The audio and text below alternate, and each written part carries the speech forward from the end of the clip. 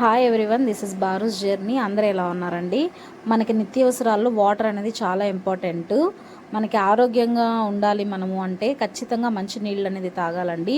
ప్రతిసారి water cans తీసుకోవడం వల్ల థ్రోట్ ఇన్ఫెక్షన్స్ వస్తుంది. ఎందుకంటే ఆ మినరల్స్ అనేది ఎప్పుడు ఒకేలా ఉండట్లేదు అనమాట. చాలా మటుకు చేంజ్ అవుతుంది. సో వాటర్ ప్యూరిఫైయర్ తీసుకోమని నేనైతే సలహా ఇస్తాను. మా ఇంట్లో అయితే ఆక్వాగార్డ్ ఉంది. ఇందులో హాట్ వాటర్ ఆప్షన్ కూడా ఉందన్నమాట. ప్రతి 1 ఇయర్కి ఒకసారి మొత్తం ఫిల్టర్స్ అంతా సెట్ మార్చాలండి. 6000 అయితే ఖర్చు అవుతుంది. 3 మంత్స్కి ఒకసారి ఫ్రీ సర్వీస్ ఉంటుంది. ఈ విధంగా ఫిల్టర్స్ అనేది క్లీన్ చేసేసి వెళ్తారు.